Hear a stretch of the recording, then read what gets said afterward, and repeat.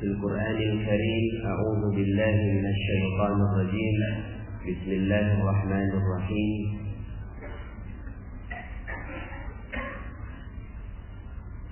إنما أمره إذا أراد شيئا أن يقول له كن فيكون. وسبحان الذي بيده ملكوت كل شيء وإليه ترجعون. صدق الله العظيم وصدق رسوله النبي الكريم ونحن على ذلك من الشاهدين ولا حول ولا قوة إلا بالله العلي العظيم. Alhamdulillah, segala puji bagi Allah yang memberikan nikmatnya kepada kita semua di hari yang berkah ini. Allah Subhanahu wa Ta'ala mudahkan kita langkah kaki kita masuk ke masjid Allah Subhanahu wa Ta'ala. Semoga kehadiran kita di masjid ini menjadi kemuliaan, keberkahan, ketinggian, kejayaan dan hidayah dari Allah Subhanahu wa Ta'ala untuk diri kita, keluarga kita dan masyarakat kita. Amin, amin ya rabbal alamin. Salawat dan salam semoga tercurah dan terlimpah kepada junjungan kita Nabi besar Muhammad sallallahu alaihi wasallam beserta para keluarga, para sahabat dan para pengikutnya hingga yaumil akhir. Bapak Ibu hadirin wal hadirat rahimakumullah.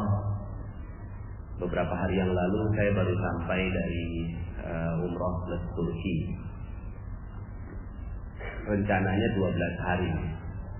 Kemudian ternyata ada perubahan jadwal yang dari 12 hari jadinya 11 hari. Beberapa jamaah tentunya merasa amat disayangkan, ya. Wah, sayang, kan harusnya 3 hari di Turki, ya. Jadinya cuma 2 hari. Tapi karena ilmu magnet rezeki, ya, ilmu magnet rezeki semuanya bagus, nggak ada yang nggak bagus, ya. Bagus itu, husnudzan billah, ya. Apapun yang terjadi pasti adalah yang dipilihkan oleh Allah Subhanahu wa Ta'ala, dan yang dipilihkan itu adalah pasti yang terbaik. Dan ternyata 2 hari ini Istanbul kena badai salju. Kena badai salju, ya. Pas persis dimulainya di tanggal 6 dini hari, persis kami take off. Jadi persis kami take off dari bandara, ya. Kemudian sekarang ini terjadi badai salju. Seandainya memang jadwalnya 12 hari, maka saya nggak ada di sini, ya, masih ada di Istanbul, ya, dan masuk ke hotel transit sebagaimana yang dialami oleh jamaah kami Mihrab Qalbi yang dipimpin oleh Ustaz Rosyidin. Dan pastinya itu juga yang terbaik buat jamaah beliau, betul? Ya. Jadi subhanallah, inilah Allah Subhanahu wa Ta'ala mengatur seluruh kehidupan kita dengan kehidupan yang terbaik. Termasuk SPNK naik 3 kali lipat. Betul ya? SPNK naik, TDL naik, BBM naik, insya Allah semuanya naik. Sebagian orang tidak menginginkan hal yang demikian, ya, nggak mau, dan mengatakan bahwa apa yang salah dari kehidupan ini sehingga akhirnya kehidupan jadi berat, kehidupan jadinya tidak ringan, ya, kehidupan jadinya bertambah beban dan seterusnya. Tapi kalau kacamata kita adalah kacamata Allah Subhanahu wa Ta'ala, maka hati tenang aja, ya. Karena semuanya pasti yang terbaik yang Allah Subhanahu wa Ta'ala inginkan buat kita. Walaupun tetap, ya, yang namanya pemimpin yang tidak adil, pemimpin yang tidak memperhatikan rakyatnya, Allah yang maha membalasnya. Cuma urusan kita tetap urusan bersyukur, ya. Urusan kita adalah urusan tetap menikmatinya di detik pertama ketika kita menerima berita, ya. Ketika pertama kali menerima berita bahwa dari 12 hari jadi 11 hari, kemudian sebagian jamaah pastinya tidak menerima, tapi kemudian ya sekarang lagi rame di grup kami ini kan baru pada pulang, masih pada istirahat, belum belum lepas jet lagnya, ya. Saya kemarin seharian setengah hari ngisi manasik, sekarang jalan lagi ya. Ini kepala masih ini kayaknya masih Turki aja ini. Di detik pertama ketika kita menerima segala sesuatu, maka di situ kekuatan. Di detik pertama, ketika kita mampu mengetahui di detik pertama dan mengetahui hakikat di detik pertama, maka itu adalah sebuah kekuatan seorang mukmin. Bahkan di situ adalah rahasia keajaiban. Ya. Hari ini kan kita akan belajar 7 langkah keajaiban, ya. 7 langkah keajaiban. Ini belum diupload ya di channel ya. Ini kayaknya ya sudah sekarang aja direkam, gitu kan, terus kemudian nanti diupload di channel. Udah pada masuk channel Telegram semua kan? Alhamdulillah sudah ya. Ya.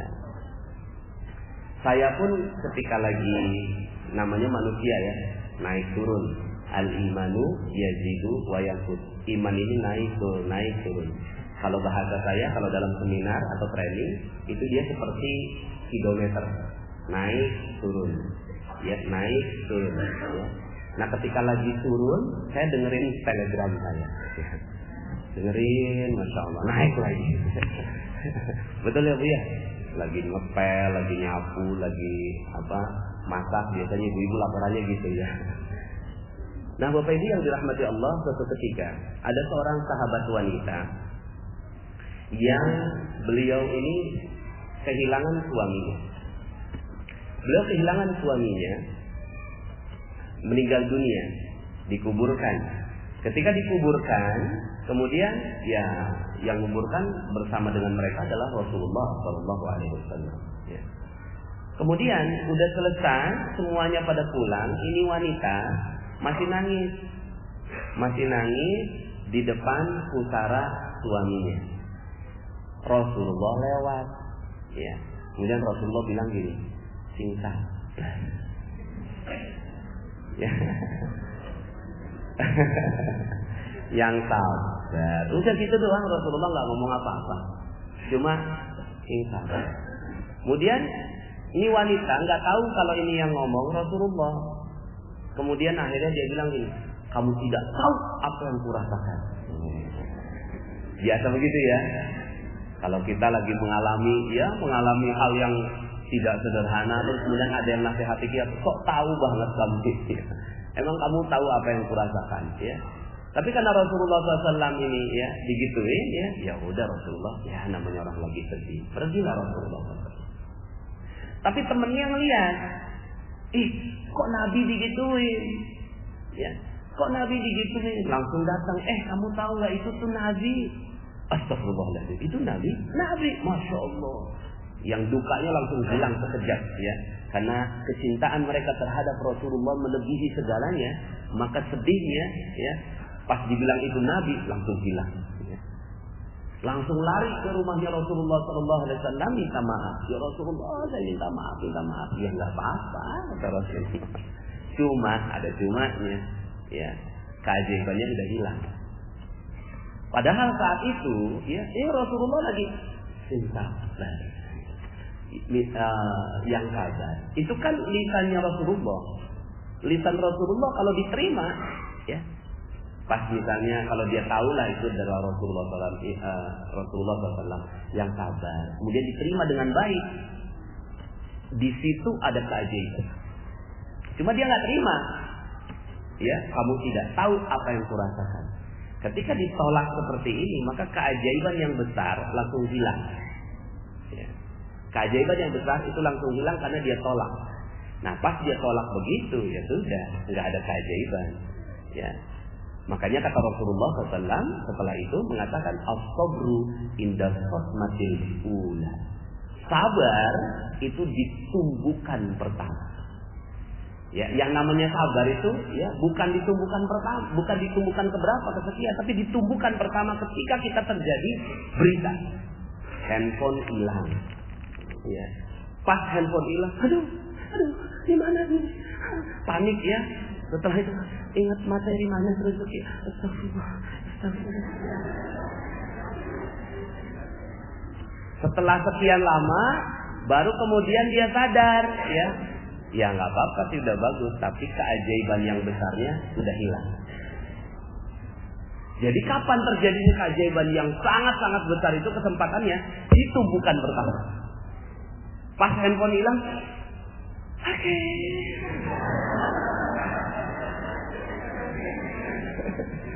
Ya. Di detik pertama itu dia siap menerima, ya, keputusan dari Allah Subhanahu wa taala. Ustaz, ini jamaah, ya, dari 12 hari jadi 11 hari, Ustaz. Ya. Dalam hati saya, ini ada yang bisa menerima di detik pertama, ya. Ada yang bisa, yang ada yang tidak bisa menerima, ya. Ya, ada yang minta kompensasi kan, ya. Namanya wajar, ya, namanya juga udah bayar, ya. Kompensasi, alhamdulillah, karena kita ternyata bisa cancel hotelnya, ternyata bisa kita kembalikan. Nah, Bapak Ibu yang dirahmati Allah Subhanahu wa taala, pengetahuan tentang ini ternyata tidak sederhana. Pengetahuan tentang kesabaran di detik pertama ini adalah modal seseorang untuk mendapatkan keajaiban besar dari Allah Subhanahu wa taala.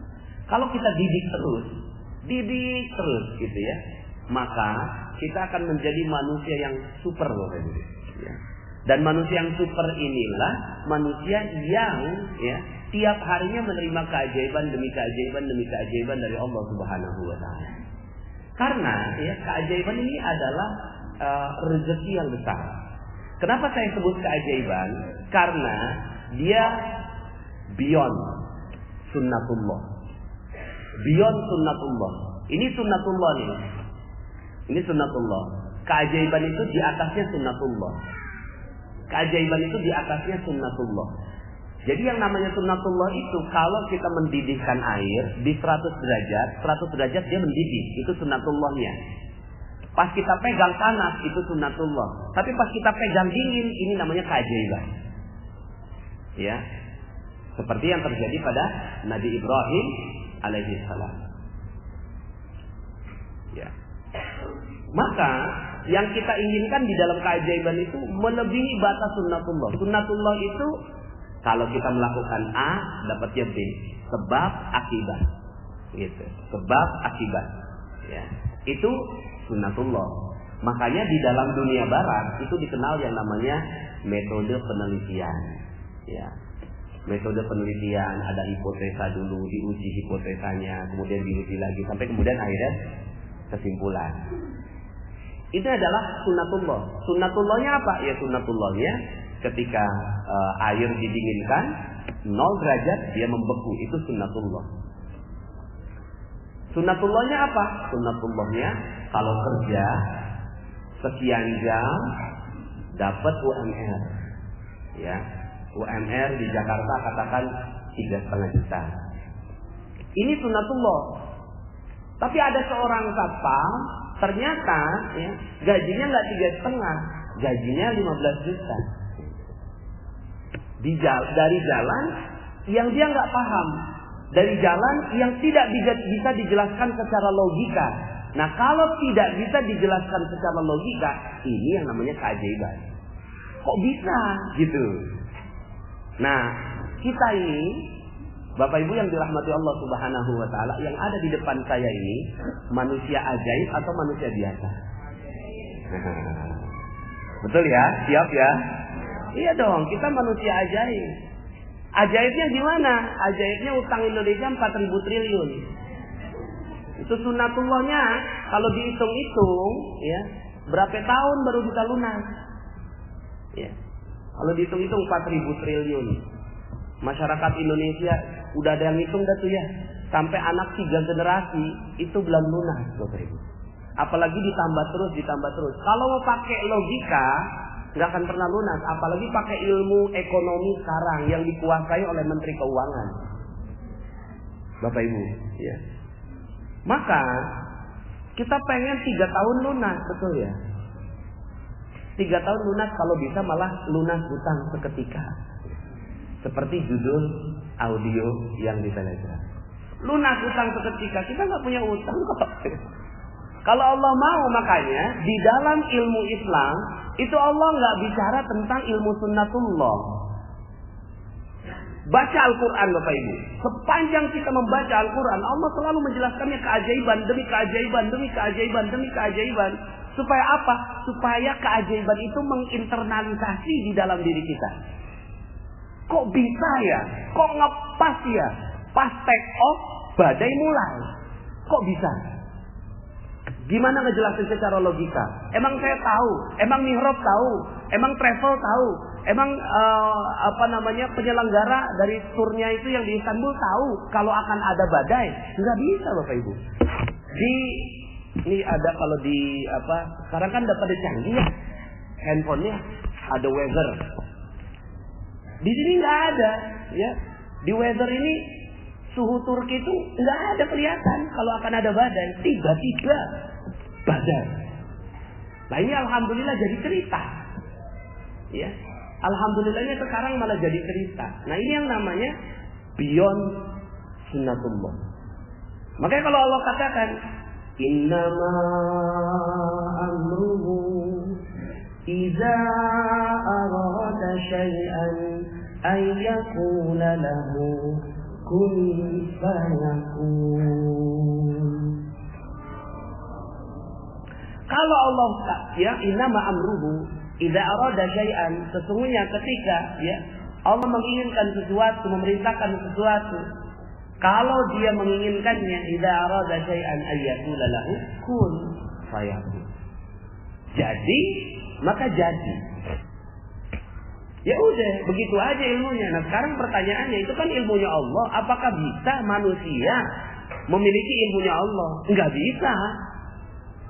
Cuma Allah berkenan memberikan ilmu itu, ya, berkenan memberikan keajaiban itu kepada siapa yang dia kehendakinya setelah dia melalui 7 prosesnya, 7 langkah yang mau kita proses, ya. Mau berproses Bapak Ibu? Nah, kalau kita mau maka, ya, kalau seandainya ini Bapak Ibu yang dirahmati Allah Subhanahu wa taala, kita jalankan dengan baik, dahsyat. Tiap hari kita dapat keajaiban. Ajaib aja hidup kita. Kok bisa ya? Kok bisa ya? Ya. Seperti misalnya gini ya. Sebenarnya kita nih hidup keajaiban itu udah setiap hari.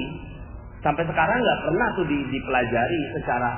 Coba Bapak Ibu cari ilmu barat yang menerangkan tentang keajaiban. Nggak ada Bapak Ibu. Ya. Palingan akhirnya mereka mulai meraba-raba. Ada ilmu law of attraction, gitu ya. Hukum tarik menarik, ya. Tapi ya sederhana sekali, ya. Karena Islam ini lebih dahsyat. Nah, Bapak Ibu yang dirahmati Allah Subhanahu wa taala, ya. Maka ketika kita ingin hidup kita penuh keajaiban, maka ada 7 langkahnya. Ya. Ada 7 langkah yang membuat kita akhirnya hidupnya penuh keajaiban demi keajaiban dan keajaiban. Kalau udah ajaib, utang udah pasti lunas. Amin. Betul ya? Orang kalau yang hidupnya ajaib, utang udah pasti lunas, piutang udah pasti kebayar, proyek udah pasti jalan, ya. Dan ini nanti saya akan jelaskan dalam materi dalam 92.500 ya. Rizqul Akbar. Saya simpen dulu ya. Tentang perbandingan rezeki. Nah, cuma kita kan ingin sekali agar kita ini bisa selamat dalam kehidupan kita. Kita selamat kehidupan kita dunia dan akhirat. Nah, ini ada 7 langkahnya, ya. Tapi sebelum saya cerita tentang 7 langkah ini, saya ingin berkaca kepada satu cerita. Cerita ini udah sering sekali saya sampaikan. Sampai kalau ada yang teman-teman mihrab nih kayak Ustaz Dadang, Ustaz Yahya nih kayaknya Ustaz Ali, saya sampaikan ceritanya udah bosen. Itulah yang diceritain sama Ustaz. Sebenarnya ceritanya ya menurut saya sih dahsyat ya. dan di luar batas logika, gimana bisa dijelaskan secara logika? Udah nggak bisa, ya. Nggak bisa dijelaskan secara logika. Nah, cuma akhirnya dari kisah itu tahapan 7 langkahnya clear. Saya melihatnya, loh, ini 7 langkahnya clear sekali nih, ya. Nah, kita bisa belajar dari kisah ini.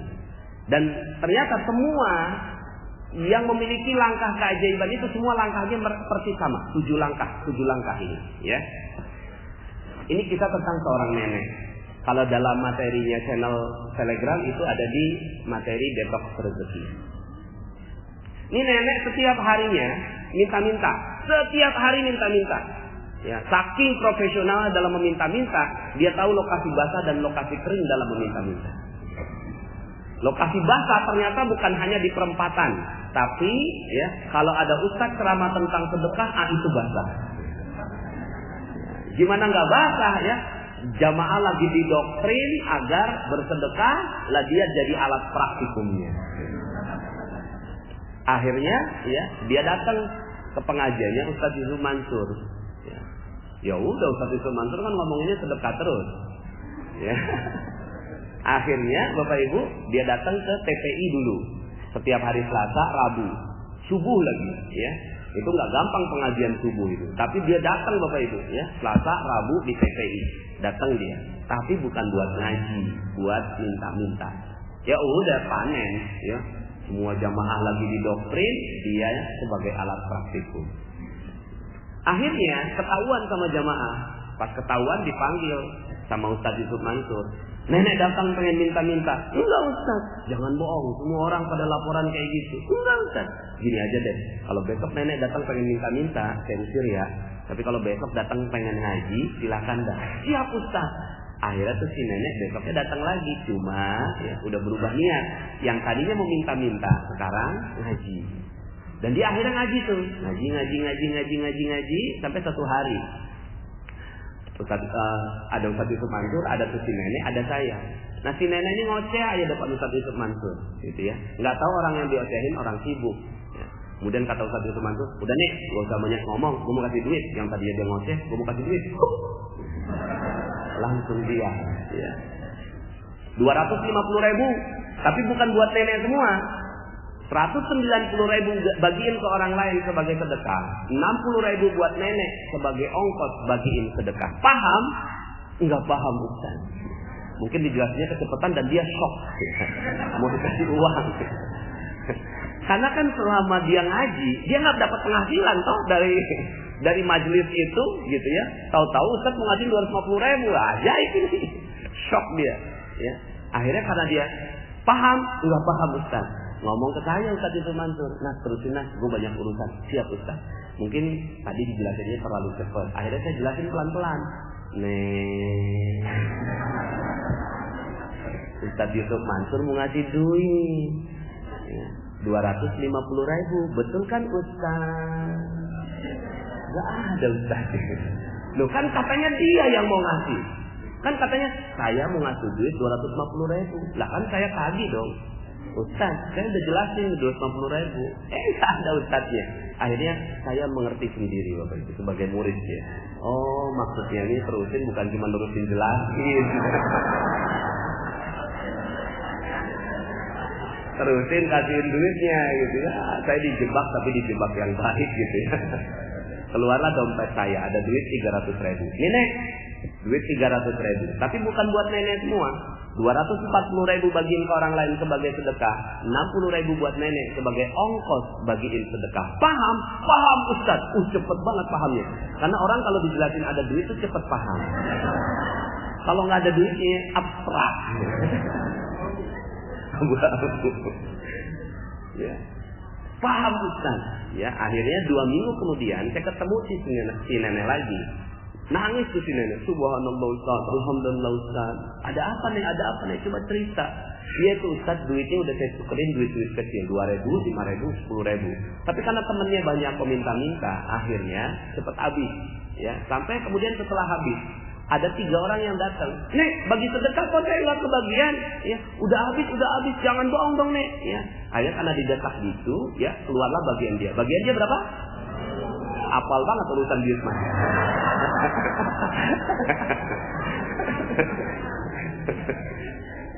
Enggak ya, bercanda ya. Keluar 10.000. Bagi 3 ya, udah habis.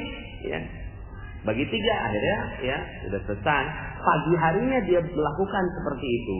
Malam harinya lewat depan sebuah rumah. Namanya Ibu Hajah Maryam. Ya, dipanggil ke si nenek. Nek, sini nek. Ada apa Bu Haji? Enggak tahu nih. Beberapa bulan ini, lihat kalimatnya.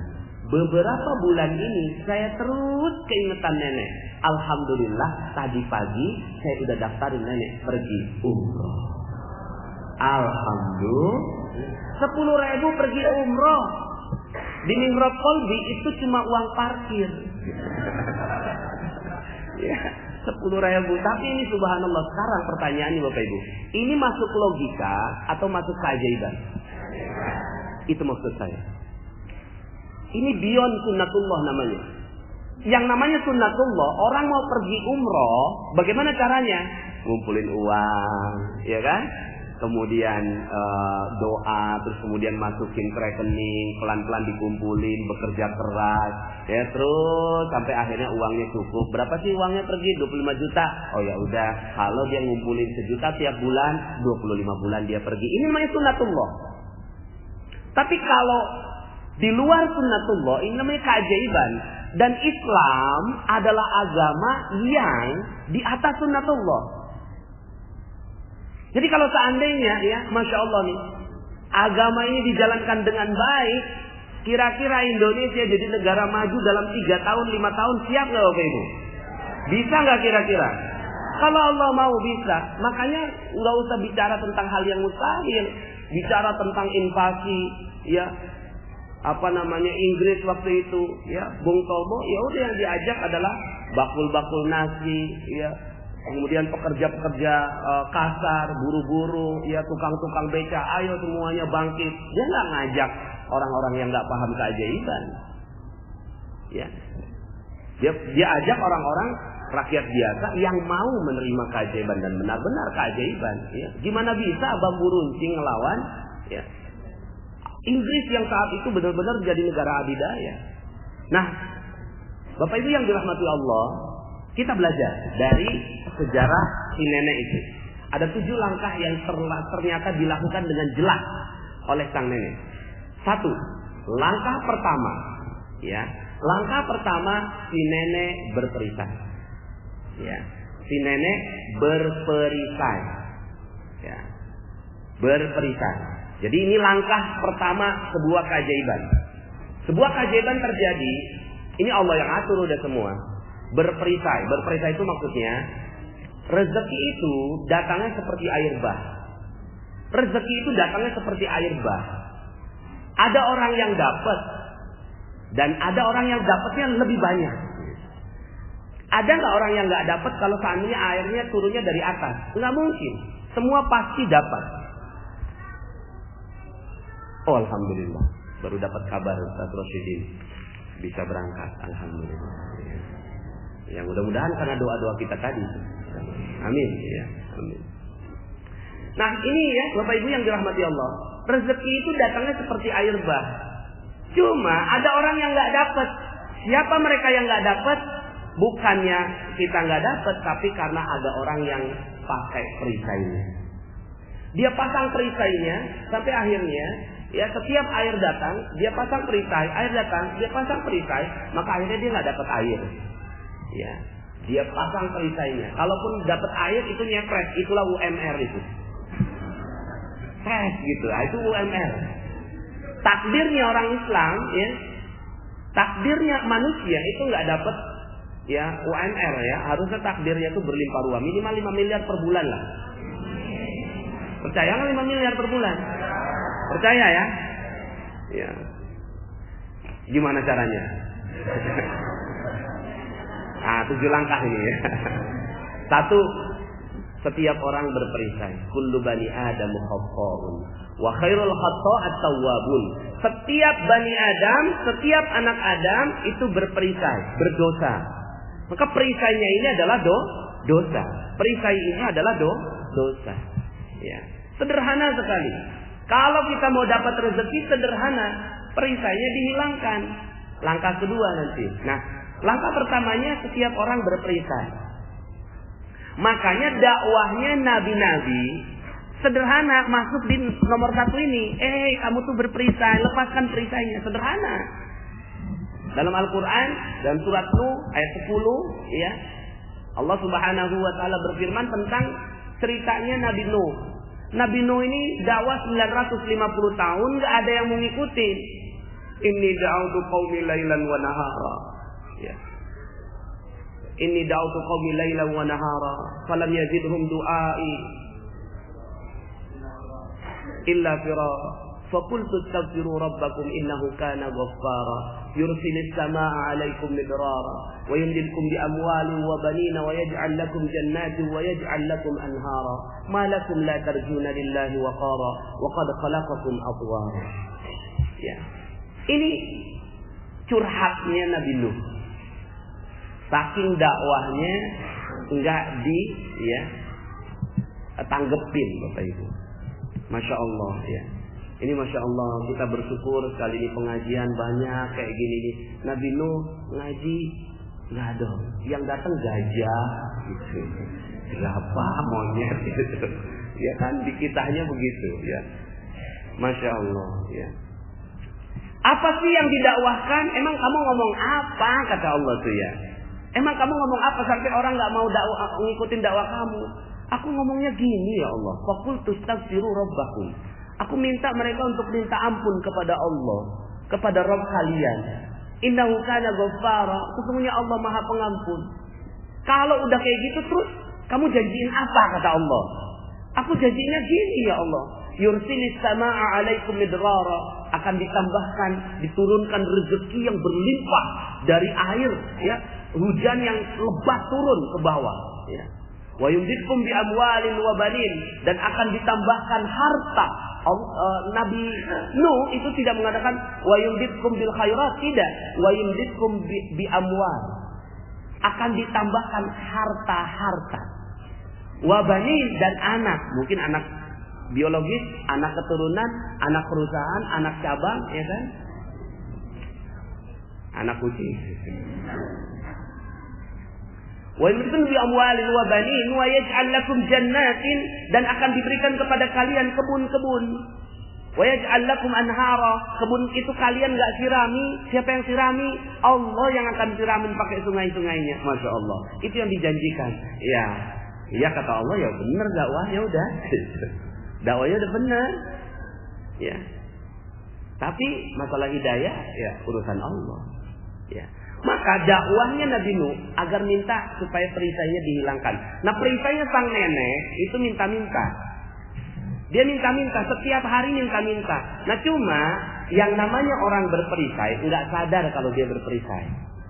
Namanya orang berdosa, dia kadang nggak sadar kalau dia berdosa, padahal itu dosa.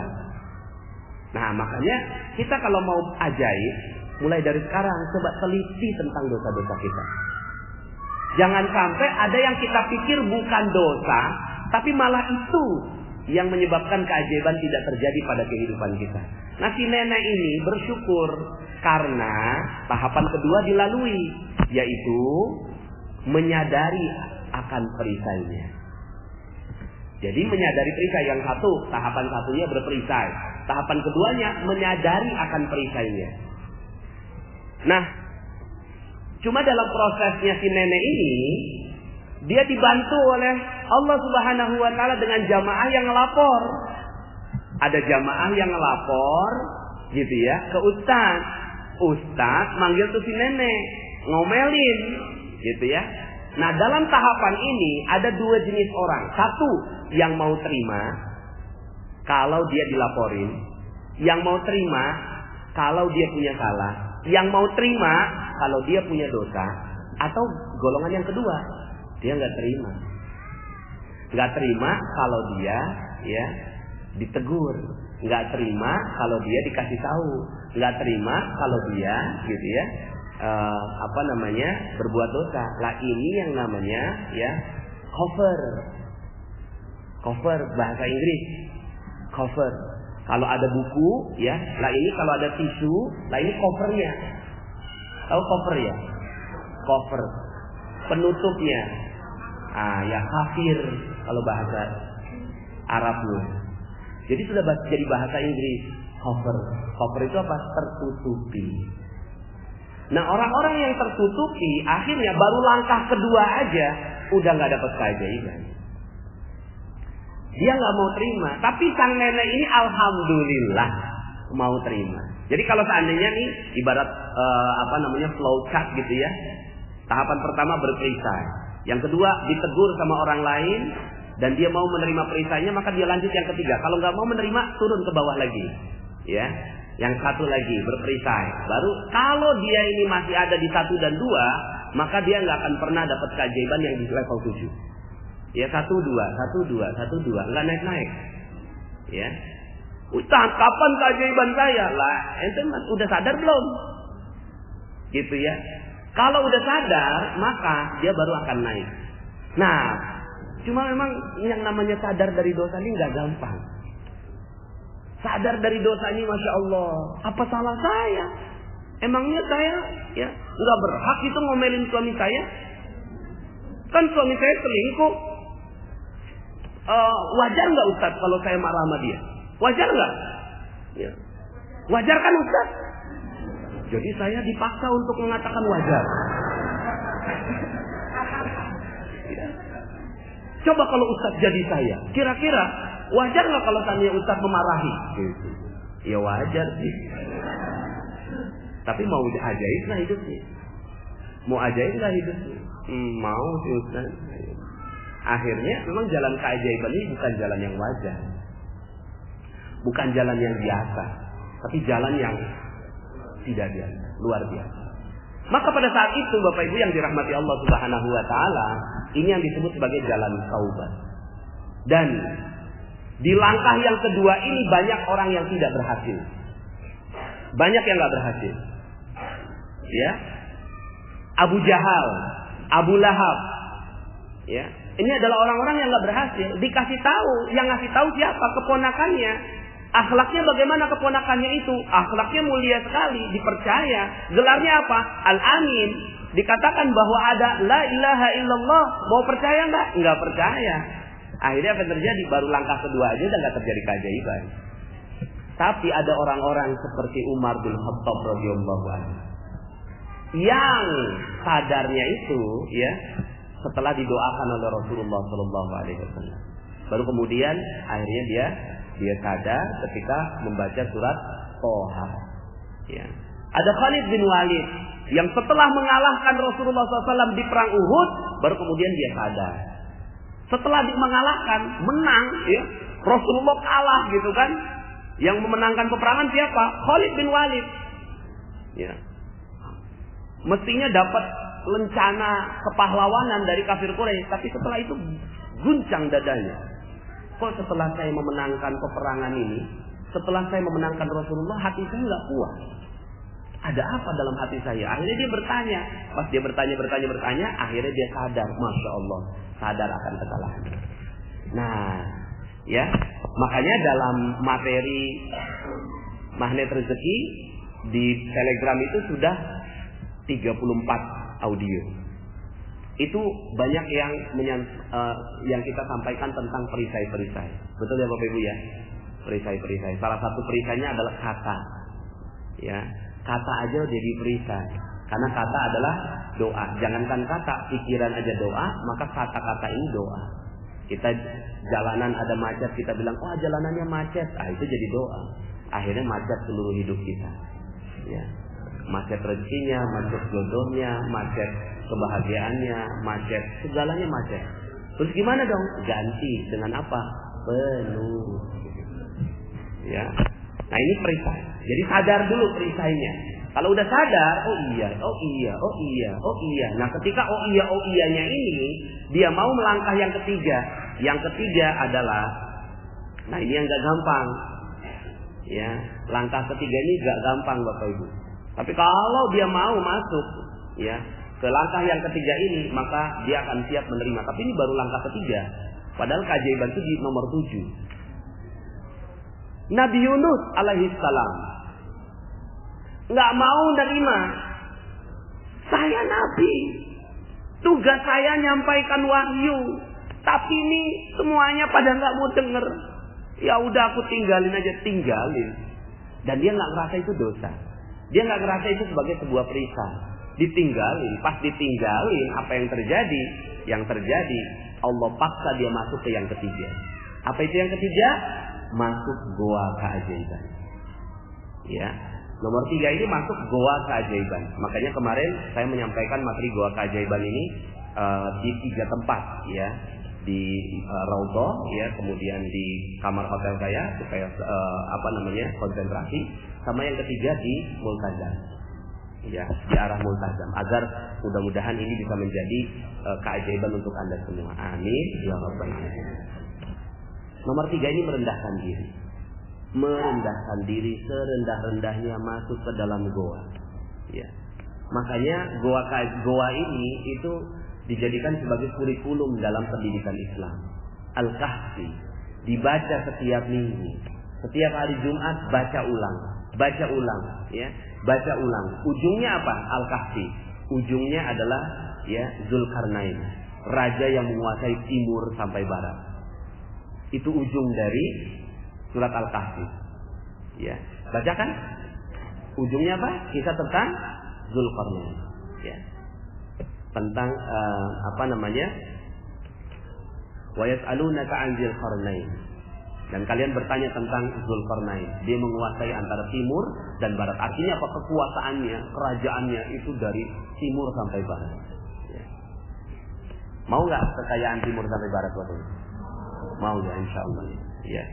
Jadi buktinya ada kok. Tidak ada kerajaan terbaik sepanjang sejarah. Ya, misalnya begini ya, Ustadz Dadang bikin perusahaan. Kemudian Ustadz Dadang bikin perusahaan.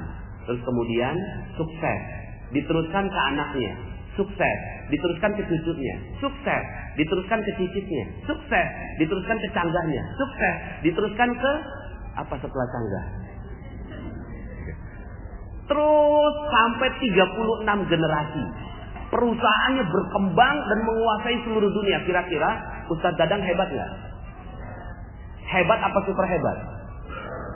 Super hebat apa super maha dahsyat hebatnya?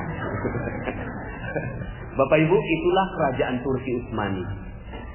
Kerajaan Turki Utsmani, seorang raja namanya Utsman, ya.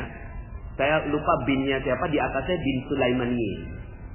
Utsman bin, ya, ini nama Turki. Kemudian di atasnya nama Islam, Sulaimani, gitu ya. Kemudian dia punya 36 generasi yang semuanya jadi sultan dan menguasai seluruh dunia. Ya, tidak ada kerajaan sebesar itu selain Ottoman, berkuasa 600 tahun. Gitu. Dan kerajaan siapa? Kerajaan Islam. Ya. Maka mungkin nggak setiap orang dari sini jadi satu Utsman. Mungkin nggak Bapak Ibu? Mungkin. Yang penting kita mau merendahkan diri. Kuncinya masuk ke dalam goa. Kuncinya nomor 3, masuk ke dalam goa. Nah, si nenek ini goanya apa? Goanya ngaji. Yang pertama dia minta-minta. Yang kedua ditegur. Coba kalau seandainya dia nggak mau melalui yang ketiga, Bapak Ibu, apa yang terjadi? Dia tersinggung. Pas ditegur sama Ustadz Yusuf Mansur, nenek minta-minta. Enggak Ustaz. Besok kalau mau ngaji silakan, tapi kalau mau minta-minta silakan pergi. Kalau ada gengsi di sini, nggak merendahkan diri, apa yang terjadi? Si nenek ini akan bilang, emangnya cuma lu doang tempat yang bisa bikin gue kaya? Masih banyak tempat yang bisa gue mintain. Begitu ya. Seandainya, ya. Tapi Masya Allah, ini si nenek mau lolos dari yang ketiga.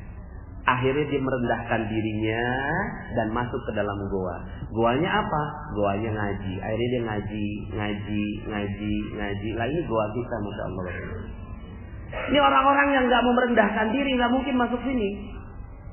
Orang-orang yang nggak mau, yang meminta ilmu kepada Allah Subhanahu Wa Taala nggak mau masuk sini. Ya. Saya bisa kok dapat ilmu dari yang lainnya. Saya bisa kok. Sekarang kan online, saya bisa googling, apapun bisa googling sekarang. Ya. Maka Kalau Anda masuk ke sini, Masya Allah, mudah-mudahan ini udah masuk nomor 3. Amin. Nah, sekarang kita masuk nomor 4. Nomor 4-nya lebih tidak mudah. Setelah udah masuk rendah diri, ya, rendah hati. Jadi pertama tuh rendah hati dulu. Rendah hati dulu. Setiap kita berhadapan dengan orang tuh rendah hati. Kita bukan siapa-siapa. Aduh, siapa sih kita? Masya Allah, tulang cuma dibungkus sama kulit aja. Ya. Terus kemudian kalau mati ya cuma bercampur tanah. Ya. Kemudian makan ulet. Itu aja kok kita ini. Makanya apa sih yang kita bisa sombongin kepada orang lain? Makanya rendah hati. Setelah itu rendah diri. Rendah dirinya di hadapan siapa? Di hadapan Allah.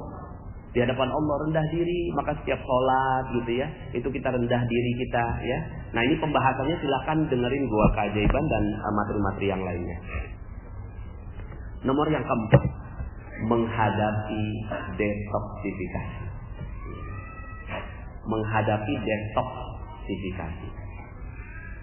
Si nenek itu apa iya setelah dia ngaji terus kemudian merasa nyaman Bapak Ibu? Enggak. Gimana nyaman? Rezekinya hilang. Rezekinya hilang pada saat itu.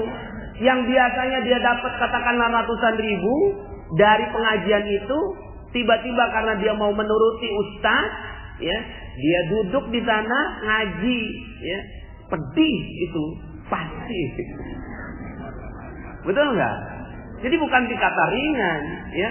Jangan dikata ringan, pedih itu. Ya Allah, ngeliatin orang, aduh. Itu sebenarnya tuh ya, mungkin bisa lah dia 50.000. Yang ini 20.000 kayaknya. Tapi dia nggak bisa minta. Ya. Nah, kita sama semuanya. Ketika kita mengalami hal yang mungkin kita punya banyak utang, si utang nggak kebayar, proyek nggak berjalan dengan baik, kemudian kok ya hidup nggak harmonis, suami istri, keluarga, ya, bermasalah dengan tetangga, ya, terus kemudian pekerjaan kita nggak selesai-selesai, dipecat dari perusahaan. Coba lihat, mungkin ada perisai kita. Setelah itu, ya, minta ampun kepada Allah, sadari perisainya. Yang ketiga, masuk ke dalam goa, terus aja masuk dalam goa aja terus, ya. Lalu setelah itu di dalam goa, ya, apakah langsung selesai? Tidak, ya. Di dalam goa itu nggak dapat rezeki. Siap nggak dapat rezeki? Halo? Siap ya? Detoksifikasi. Ya, detoksifikasi. Ya. Tapi sebenarnya proses detoksifikasi ini adalah proses yang bagus. Ya, makanya saya paling suka memang dalam materi Magnet Rezeki ini Paradox of Candy, itu yang paling saya suka. Ya, Paradox of Candy ini adalah keanehan kita bersikap terhadap bungkus permen atau permennya. Kalau saya punya, ya mungkin ada yang belum dengar. Kalau ada saya punya di kantong celana saya permen, kantong celana nih ya. Pas saya udah agak lengket-lengket gitu pas keluar, loh kok nggak ada bungkusnya? Ya. Saya kasih, ada yang mau terima? Nggak mau terima. Ya, padahal saya ikhlas loh. Ya. Tapi saya pas ngelihat ke kiri, ya, ngerogoh ke kantong kiri, loh kok masih ada? Dan masih ada bungkusnya. Pas saya buka, loh masih ada bungkusnya nih, ya. Ada yang mau nggak? Kira-kira mau? Permen masih ada bungkusnya? Mau. Pas makan di depan saya, persis di depan saya, bungkusnya diapain? Dibuang. Saya tersinggung lah. Saya sebagai pemberi permen tersinggung dong, ya. Kan tadi saya kasih, ya, tanpa bungkus. Anda tinggal lep aja, nggak usah pakai capek-capek ngebuka bungkusnya. Ya. Tapi pas saya kasihin bungkusnya dibuang juga. Sebenarnya Anda maunya apa sih? Sebenarnya yang kita mau rezeki, yang kita mau isi, yang mau kita mau ini air, Bapak Ibu.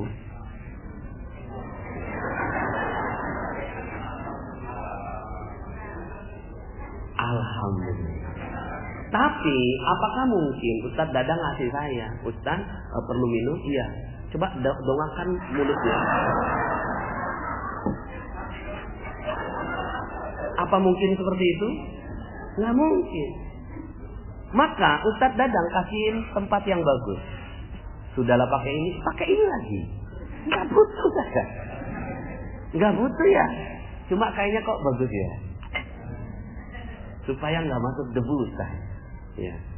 Lah ini yang namanya bungkus. Bungkusnya kita nggak butuh, tapi tidak mungkin ada rezeki datang tanpa bungkus. Maka tahapan yang keempat ini penting. Tahapan keempat adalah menikmati detoksifikasinya, menikmati bungkus-bungkus rezekinya. Handphone hilang di kesempatan pertama. Oke. Bungkus permen. Ya.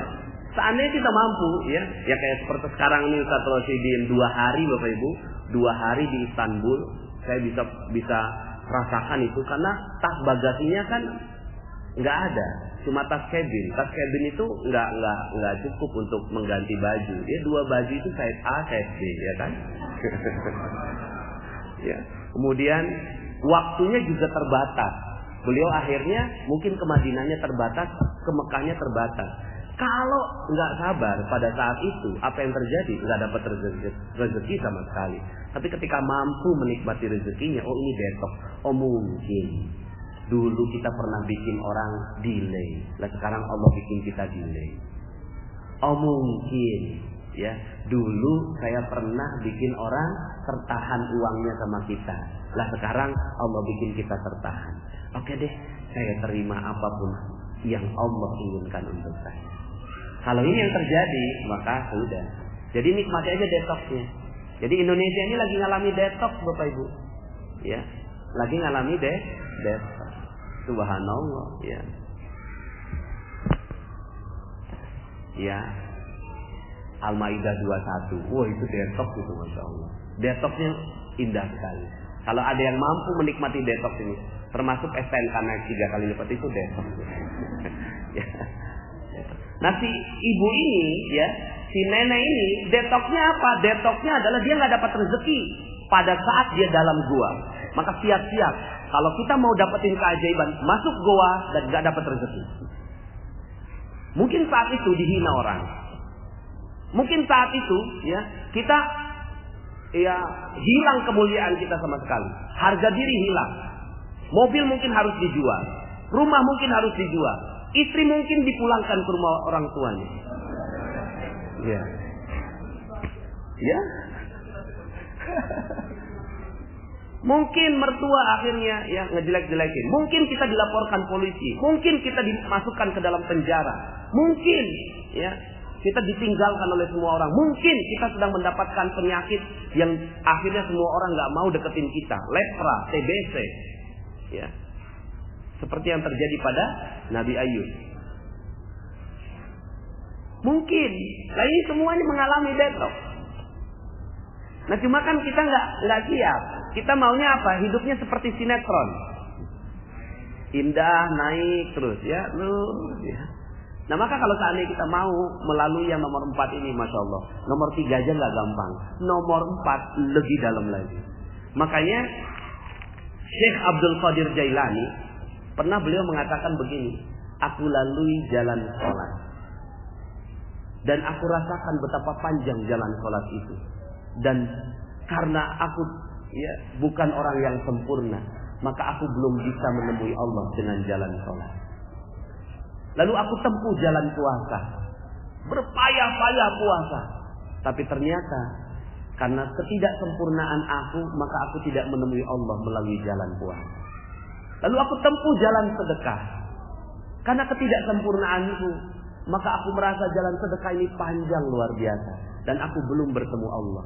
Lalu Allah berikan kepada aku kenikmatan jalan penghinaan dari orang lain. Dan aku rasakan betapa dekat jalan itu menuju Allah. Dia dihina orang, dibilang orang gila. Ya. Dan ya udah hina.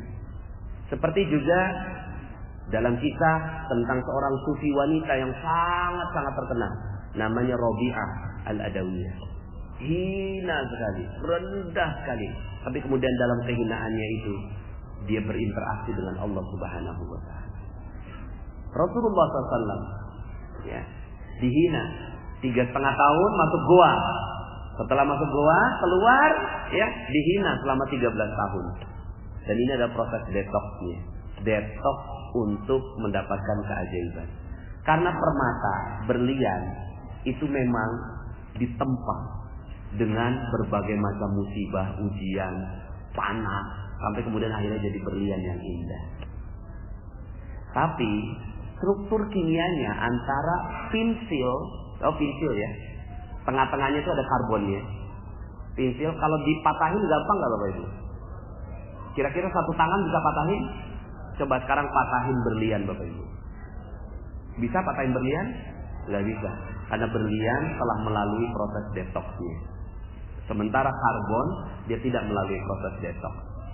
Ya. Nah sekarang pertanyaannya, Anda mau jadi orang yang seperti apa? Jenis karbon atau jenis diamond? Diamond insyaallah. Nomor 5, ya. Nomor 5 nih. Nomor 5 diberi isi permen tapi isi yang kecil gitu. Diberi ujian.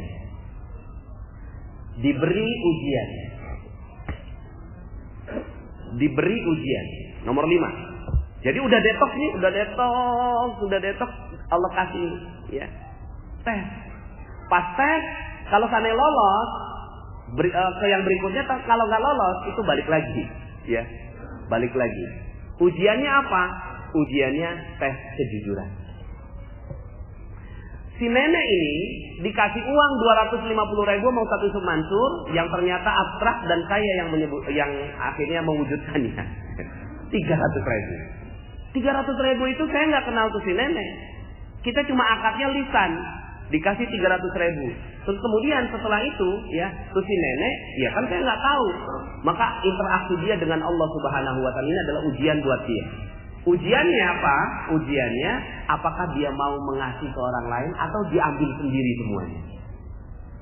Kalau diambil sendiri semuanya, siapa yang tahu? Saya ngelihat nggak? Enggak. Tapi Allah ngelihat.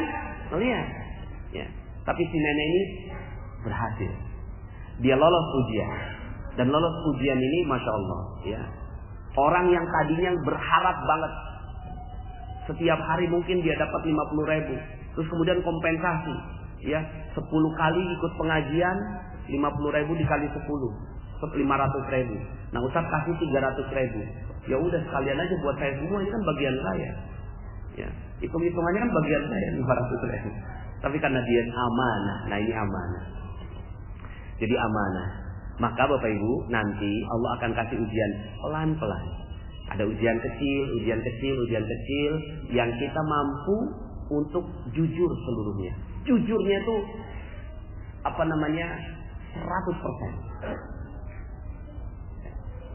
Inna sidqa yahdi ilal birr. Sesungguhnya kejujuran itu mengajak kepada kebaikan. Wa innal birra yahdi ilal jannah. Sesungguhnya kebaikan ini mengarahkan kepada surga. Nah, Bapak Ibu yang dirahmati Allah, maka nomor 5 ini enggak sederhana. Nomor 5 ini kita akan menghadapi mungkin proyek yang akhirnya kita pas lagi mau ngerjain, tiba-tiba susu anak harus diprioritaskan. Terus kemudian kita bilang mungkin ada yang bisa kita ambil sedikit, orang kan nggak lihat, ya.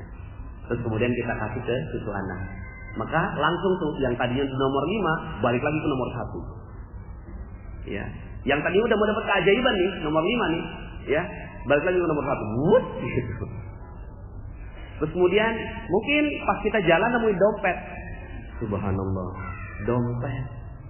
Pas dibuka isinya persis nilai yang kita butuhkan. Terus kemudian kita lihat KTP-nya. Dalam hati, siapa tahu nih dia mau ngasih hadiah buat saya. Maka datang deh ke rumah orangnya. Ini udah jujur bukan? Jujur, tapi tidak memenuhi syarat untuk naik level ke nomor 6. Datang ke sana tuh, pas datang, terus kemudian dikasih, ya, terus pas sudah dikasih, ya, dikembalikan dompetnya. Ini nih saya mau kasihin hadiah buat kamu. Maaf, saya nggak pantas kayaknya untuk menerimanya.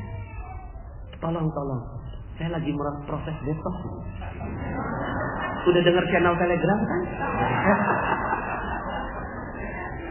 Pergi aja langsung. Kenapa? Karena itu ujian. Ujian berharap pada manusia. Ujian berharap pada manusia. Dan ini bagus sebenarnya, ini cuma daftar isi sebenarnya. Ya, karena ujiannya banyak sekali, ya. Ujiannya banyak sekali. Karena gini Bapak Ibu, ada dua jenis cleaning service. Ada dua jenis cleaning service. Cleaning service A, ya. Cleaning service A ini, ya, itu dia dipanggil sama staff. Mas, sini mas. Ada apa Bu? Tolong dong beliin gado-gado. Sebentar ya Bu. Saya ngepel dulu. Pas sudah selesai ngepel, ya mana Bu uangnya? Tapi sebelum saya terima uangnya, Ibu tahu kan kalau job desk saya itu kan ngepel. Ngebeliin gado-gado itu kan bukan job desk saya. Jadi Ibu paham kan apa yang saya maksud? Kira-kira Anda ngedengar kalimat kayak gitu, dia berharap dapat tips gitu loh. Tapi diingetin, jangan sampai lupa tips saya. Kira-kira ngedengar yang kayak gitu nih, ya. Anda sebenarnya pengen nggak ngasih tips buat dia? Enggak. Itu dia. Ini kita baru dari manusia ke manusia, udah nggak mau. Tapi ada cleaning service jenis B. Mas, sini mas. Ada apa Bu? Tolong dong beliin gado-gado. Siap Bu. Mau yang pedasnya level berapa? 0 sampai 10. Langsung dia cepat beliin, balik ya. Bu, ini yang karetnya 1 level sekian, karetnya 2 level sekian, karetnya 3 level sekian. Nah ini silahkan. Mas, bentar mas. Saya mau kasih tips. Aduh, maaf Bu, jangan Bu. Tolong Bu, jangan. Kan Ibu tahu job desk saya kan ngepel. Gado-gado itu, beliin gado-gado bukan job desk saya. Maka yang halal pada saya adalah yang ngepel. Ngebeliin gado-gado ini nggak halal buat saya Bu. Kalau tipsnya saya terima. Karena ini saya ingin memberikan kebaikan buat Ibu. Tolong, jangan berikan saya. Saya lagi detox. Udah dengar channel Telegram kan? Masya Allah Bapak Ibu. Kira-kira nih, kalau Anda yang ngorder beli gado-gado, pas makan gado-gadonya rasanya gimana? Kok dia nggak mau terima ya? Betul ya?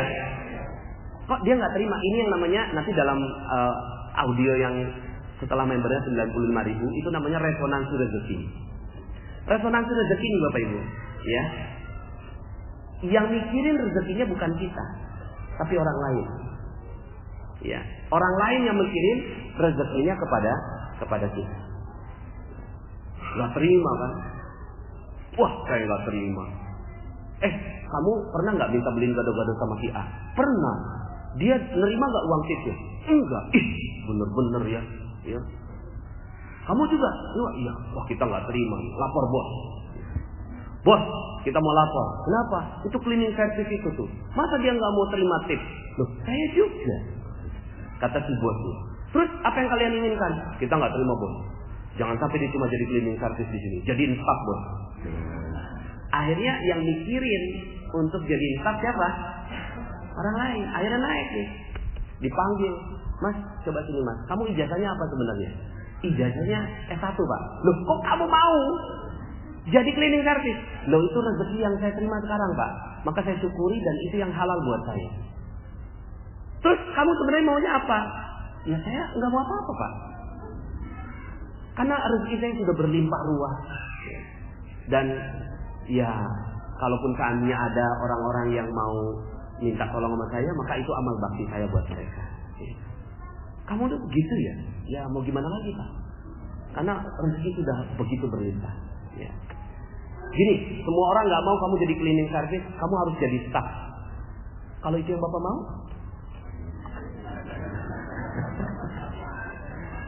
Akhirnya ini naik lagi. Dan ini bukan kisah rekaan Bapak Ibu. Ini kisahnya Pak Hotman Z. Arifin almarhum. Beliau adalah seorang yang jadi cleaning service di Citibank dan menjadi vice president di perusahaan yang sama. Ternyata ketika ditanya rahasianya, dia melalui level 5 berhasil gitu ya, dan level 6 berhasil. Level 6-nya apa?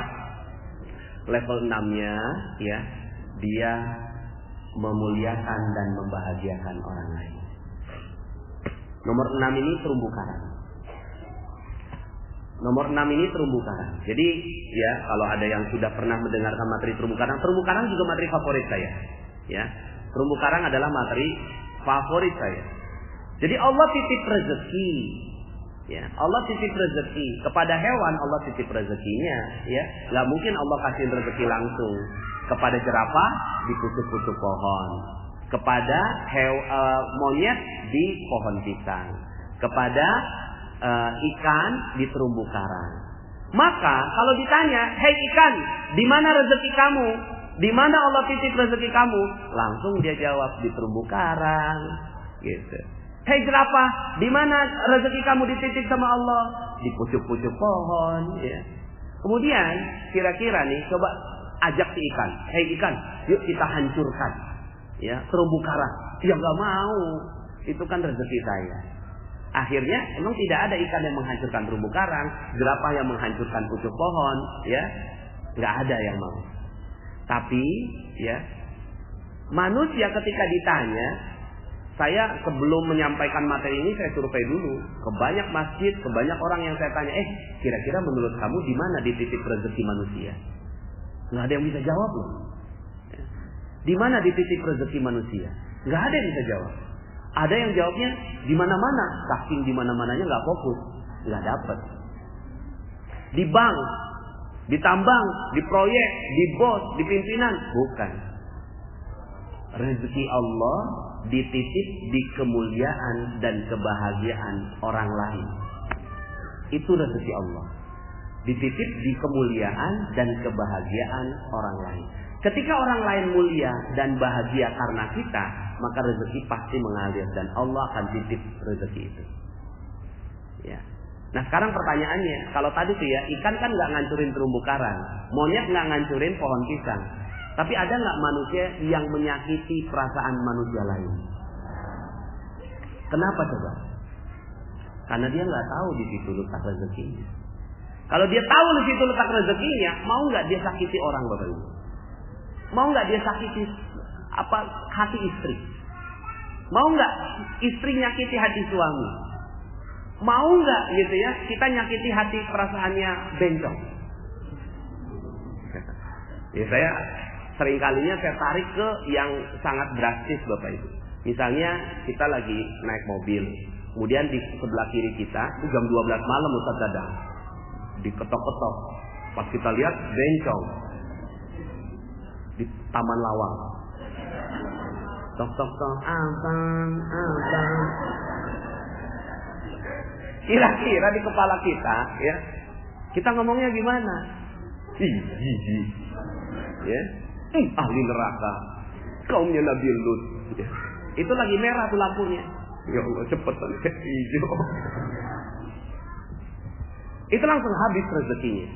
Bisa nggak kalau seandainya pas kita ngelihat si bencong ini kita muliakan dan bahagiakan dia? Ya. Udahlah nggak ngorder, ya kan? Nggak negor, ya kan? Ini ngancurin dengan doa yang nggak baik di kepala kita. Bisa nggak kita muliakan dan bahagiakan dia? Gimana caranya muliakan dan bahagiakan bencong? Ya Allah, segerakan ya Allah dia menemukan jalan taubatnya. Aku doakan agar dia segera mendapatkan jalan taubat sebelum dia meninggal dunia. Ya Allah, muliakan dia, rahmati dia, berkahi dia, jayakan dia, berikan rezeki yang halal, barokah, selain dari apa yang sekarang dia lakukan. Ini sambil megangnya kencang Bapak Ibu itu petirnya. Ya. Pas hijau, gitu. Tapi selamat itu ya. Nah, nomor 6 ini Bapak Ibu adalah ujian terhadap manusia. Jadi yang nomor 5 ujian kejujuran, nomor 6 ujian manusia. Ada kalanya ketika kita lagi mau dapetin keajaiban, itu ada orang-orang yang datang pada kita, nyebelin, terus kemudian kita sakiti hatinya. Maka nomor 6 turun lagi, gitu. Turun, jatuh lagi, gitu ya, turun. Ya. Nah, keajaiban itu terjadi di nomor 7. Keajaiban itu terjadi di nomor 7. Jadi setelah kita udah ngakui perisai kita, ya, jadi kita berperisai, ngakui perisai kita, ya, kemudian mengalami, ya, merendahkan diri, masuk ke dalam goa, menghadapi detoksnya, dan kita nikmati detoks itu dengan baik, ya, hilang handphone, ya kita bilang alhamdulillah, terima kasih ya Allah, sebentar lagi istrinya datang, gitu ya. Rumah kebakaran, alhamdulillah, ya. Anak meninggal dunia, ya. Kita sering kalinya ngomongnya innalillah, tapi innalillahnya intonasinya yang tidak tepat. Padahal innalillah itu dibaca sama dengan alhamdulillah, sama, jiwanya sama dengan alhamdulillah. Anak meninggal dunia, alhamdulillah. Cuma bacanya innalillah. Gitu. Ya. Kalau sekarang kan anak meninggal dunia, innalillah. Ya. Seakan-akan enggak terima. Ada jeruk nipisnya, ya. Tahu ada jeruk nipis ya? Tapi kalau innalillah wa inna ilaihi raji'un, sawat gitu loh. Ya, namanya juga udah meninggal dunia. Mau gimana lagi, enggak bisa dikembalikan, ya. Nah, Bapak Ibu yang dirahmati Allah, maka nomor 7, puncak keajaiban itu terjadi. Kun fayakun Allah terjadi. Cuma yang namanya kun fayakun itu nggak usah ditungguin.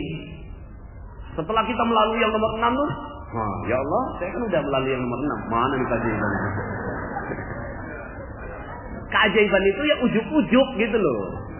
Tiba-tiba datangnya, jilalah tiba-tiba ada langsung datang, tring gitu loh, ya. Subhanallah, ya. Baru setelah itu kita pikir, oh karena kita sudah melalui prosesnya, maka Allah memberikan keajaiban buat kita. Jadi ini 7 langkahnya, ya. Jadi 7 langkah yang kalau kita jalankan dengan baik, ya. Dan sebenarnya ya di antara 7 langkah ini, ya, materi-materinya magnet rezeki itu saling mendukung satu sama lain untuk memudahkan. Nah, ini untuk membuat rangkaian ceritanya, ya. Jadi rangkaian ceritanya, ya, setelah kita menyadari akan dosa-dosa kita. Kalau itu lolos, naik ke atas lagi, lolos, naik ke atas lagi. Tapi sambilan misalnya katakanlah sepanjang perjalanan kita, ya, kita muliakan dan bahagiakan orang lain aja. Terumbu karang aja dijagain, masya Allah, ya. Kemarin itu saya agak terpacu ketika membaca review ekonomi Indonesia. Kemudian dikatakan ketika ditanya kepada Pak Yusuf Kalla, bagaimana ekonomi Indonesia tahun 2017? Pak Yusuf Kalla jawabnya gini, Bapak Ibu. Satu-satunya yang pasti di tahun 2017, satu-satunya yang pasti adalah ketidakpastian. Itu jawabannya Pak Yusuf Kalla. Coba browsing Bapak Ibu, ya. Review ekonomi 2017 ketidakpastian Yusuf Kalla. Itu pasti keluar itu beritanya Bapak Ibu, ya. Loh, saya dalam hati saya terpacu malah jadi akhirnya. Masya Allah, wakil presiden kita, pemimpin kita jawabnya begitu. Padahal kalau seandainya kita tahu ilmu magnet rezeki, jawabannya sederhana. Bagaimana ekonomi tahun 2017? Dahsyat. Luar biasa. Coba saya tanya balik ke wartawannya. Menurut kamu berapa orang jumlah orang Indonesia? 300 juta orang. Lah, kalau 300 juta orang ini saling memuliakan dan membahagiakan satu sama lain. Ya, saling memuliakan dan membahagiakan satu. Udahlah, fokus saja bahagiakan orang lain, bahagiakan orang lain. Wong rezeki dititip kemuliaan kebahagiaan orang lain. Menurut kamu tahun 2017 akan jadi hari yang apa? Tahun yang bagaimana? Tahun yang sukses, Pak Yusuf Kalla. Nah itu, makanya dahsyat kan? Ya. Kalau saya yang menghayal, saya yang ditanya sama wartawan. Amin ya Rabbal alamin. Nah Bapak Ibu yang dirahmati Allah, sebelum kita tanya kepada ekonomi Indonesia, tanya ekonomi kita sekarang. Pertanyaannya, bagaimana ekonomi kita di tahun 2017? Udah tahu ilmunya, ya. Bahagia. Uang bangkrut aja bagus. Kan bungkus permennya kan. Ya, suami diambil orang.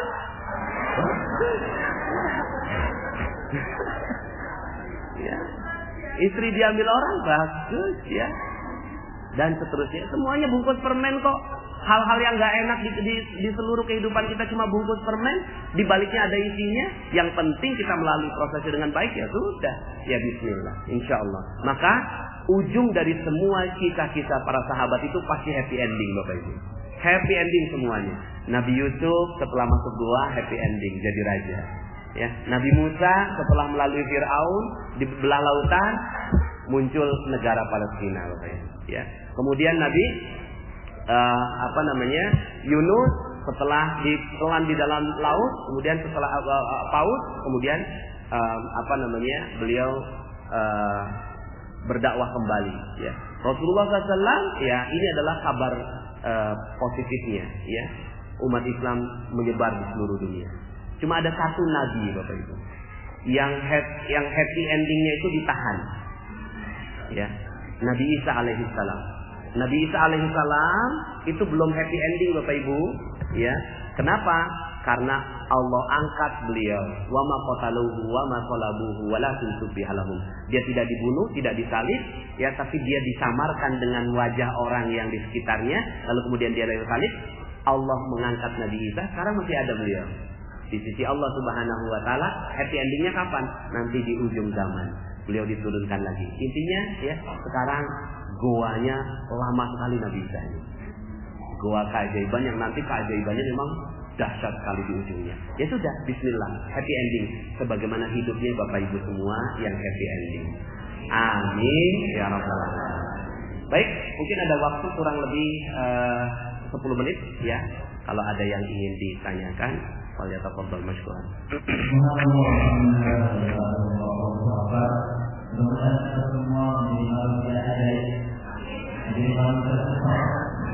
Jadi hamba yang luar biasa tempat ada ini betul dengan Allah.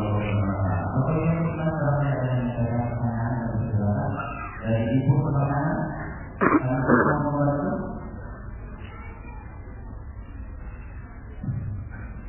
Udah belum? Ada mikro ya?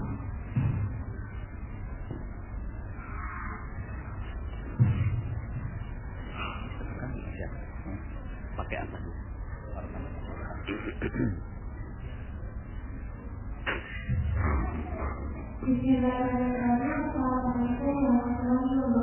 Waalaikumsalam warahmatullahi wabarakatuh. Sebelumnya, saya ditanyakan, pada saat laki-laki itu membuat suatu kebaikan, misalnya singkong. Nah, itu gimana caranya kita memperbaikinya? Kadang-kadang kita berbaikinya, mau infak, mau Allah. Tapi kalau dibandingnya, ibu-ibu juga sih jadi keluarganya. Takutnya kan itu namanya ya. Nah, itu gimana cara kita memperbaiki niat kita supaya amalan singkong tadi jadi pahala di bulan Ramadan. Supaya masalahnya itu Assalamualaikum. Ya, yang jelas ini, setiap amalan yang ditujukan agar dipuji orang itu tidak menimbulkan keajaiban. Rezeki hilang. Jadi ketika kita bersedekah, terus kemudian kita senang orang lain memuji kita, lihat dong saya ini, ya. Maka ya udah, kita nggak dapat imbalannya, nggak dapat imbalan yang setimpal dari Allah Subhanahu wa taala. Dan Allah senang kok kita minta imbalan, Allah senang. Ya, Allah senang sekali minta imbalan. Apa kita minta imbalan kepada Allah Subhanahu wa taala. Cuma mintanya ke Allah gitu ya. Pas sedekah, pas itu langsung coba luruskan niat. Ya Allah, kalau seandainya ini yang terjadi, maka habis gitu ya. Enggak dapat apa-apa saya ini gitu ya. Maka pahami itu dulu. Pahami tentang ilmu rezeki dan keajaiban, bahwa segala yang ditujukan untuk Allah maka akan dibalas oleh Allah Subhanahu wa taala. Segala yang ditujukan buat manusia akhirnya dibalas oleh manusia. Kira-kira manusia itu bisa balas apa buat kita? Enggak ada. Mereka enggak bisa balas apa-apa. Maka ya memang betul-betul kita mengobati ria itu ada dua. Satu, ilmu. Jadi tambahkan ilmunya. Semakin ilmunya nambah, insya Allah keikhlasannya itu akan muncul. Yang kedua, kebiasaan. Jadi memang mungkin awalnya ikhlasnya 1, tapi ulangi lagi mungkin nambah jadi 2, ulangi lagi nambah jadi 3, ulangi lagi nambah jadi 4 dan seterusnya. Sama seperti anak kita ketika awal mula gambar. Ketika awal mula menggambar, dia tunjukin kemana-mana. Tapi makin lama orang liatin gambarnya, ih malu, jangan diliatin dulu, ya kan? Jangan dilihat dan seterusnya. Nah sama dengan kita. Awalnya mungkin keikhlasannya cuma satu, tapi makin lama makin naik. Jadi dua, satu ilmu, yang kedua pembiasaan. Itu aja, gitu ya. Nggak ada yang lain. Ya, ilmunya apa? Ilmunya adalah ketika kita, ya ilmunya sih semua ilmu agama itu akan menambah keikhlasan. Semua ilmu agama, ya, akan menambah keikhlasan. Ya, tinggal kita pahami bahwa dia ada orang yang bilang gini, Ustaz, saya kenapa males ya, gitu ya. Saya jawabnya gini, terusin aja malesnya. Terusin aja malesnya. Palingan cuma dampaknya aja nanti hidup kamunya nggak akan pernah ada keajaiban, rezeki kamu seret gitu kan, habis ditipu orang gitu. Saya itu yang gitu ya. Oh gitu ya Ustaz. Ya udah makanya jangan malas gitu. Akhirnya karena kita nggak tahu dampaknya, kenapa kita sedekah? Iya, karena kita nggak tahu dampaknya. Coba tahu dampaknya. Ketika tahu dampaknya, masya Allah, ya. Ketika kita tahu dampaknya, maka kita nggak mau. Makanya itu ilmu, ya. Tambahin lagi ilmunya mudah-mudahan dengan materi mana rezeki bertambahlah keilmuan kita kepada Allah Subhanahu Wa Taala.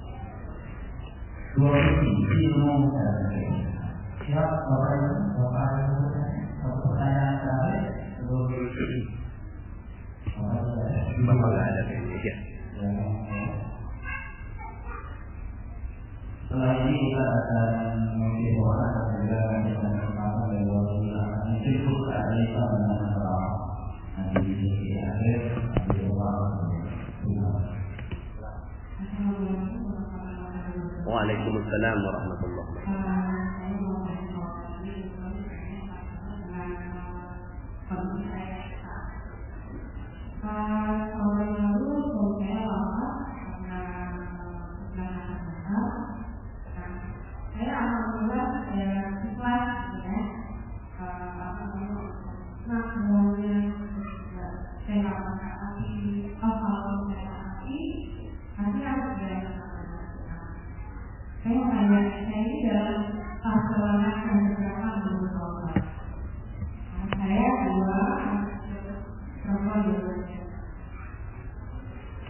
Ya, baik.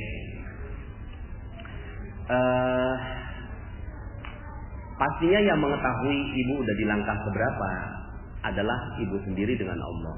Ya. Yang jelas apapun kejadiannya, ya. Anak umur berapa sekarang? 7 tahun. Ya. Yang pasti, apa sisi positif yang kita bisa lihat? Sisi positifnya adalah anak ibu adalah anak yang dekat dengan Rasulullah SAW. Itu yang paling dekat. Kenapa? Anak yatim ini mulia sekali. Anak yatim ini salah satu sumber rezeki. Rezeki kan sekali lagi ya bukan cuma uang, ya. Tapi ya rezeki ini masya Allah ya, rezeki ini salah satu rezeki terbesar, makanya rizqul akbar itu surga, itu rizqul akbar. Ya. Nah anak ini dekat sama Rasulullah SAW. Ya.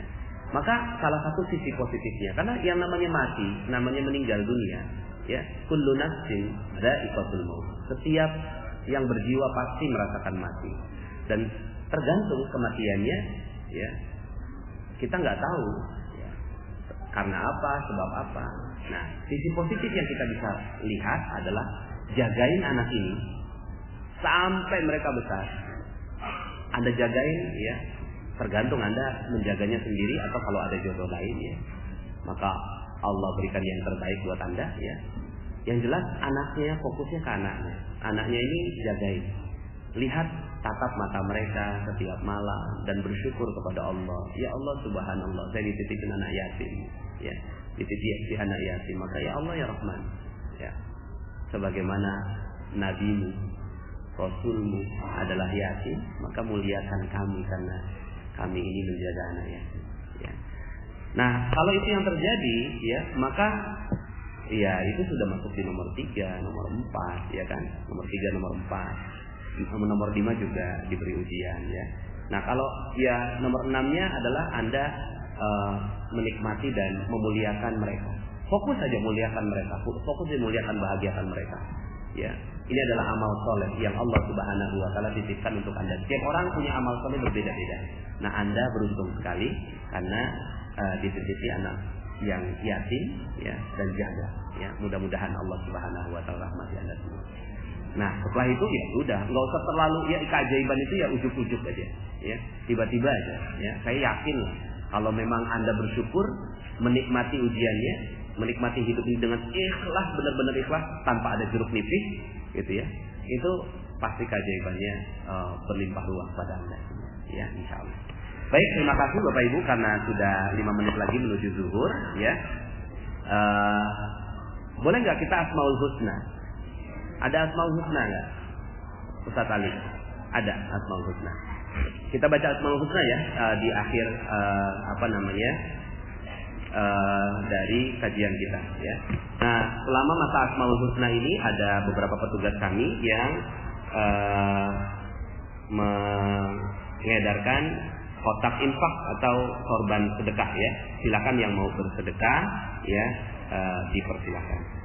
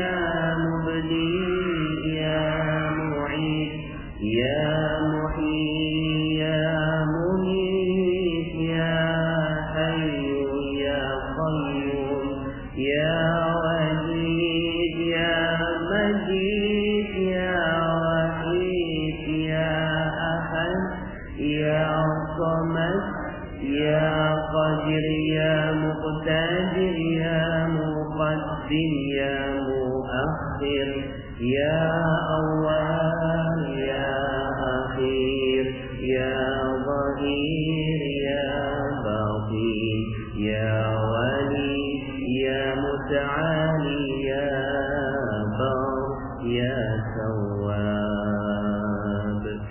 يا منتقم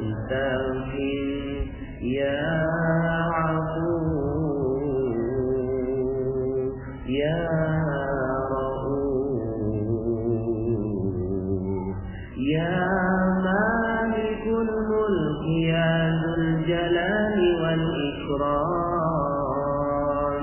يا مطيع يا جميع يا غني يا مغني يا مانع يا ضار يا نفيع يا نور يا هدي يا بديع يا بقي يا ولي يا رشيد يا صبور يا الله يا الله يا الله يا الله يا الله يا الله يا الله يا الله يا الله يا الله يا الله يا الله يا الله يا الله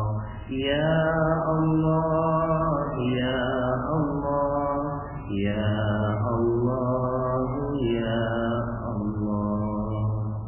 أعوذ بالله من الشيطان الرجيم. بسم الله الرحمن الرحيم. الحمد لله رب العالمين حمدا ناعما حمدا شاكرا حمدا يوافي نعمه ويكافئ مزيدا. يا ربنا لك الحمد ولك الشكر كما ينبغي لجلال وجهك وعظيم سلطانك. اللهم صل وسلم على نبينا محمد وعلى آله وصحبه أجمعين.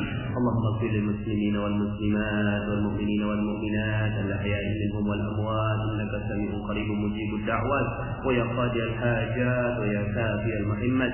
اللهم يا فارج الهم ويا كاشف الغم ويا مجيب دعوة المضطرين رحمنا الدنيا والآخرة ورحمهما أنت ترحمنا فارحمنا رحمة تغنينا بها عن رحمتك من سواك.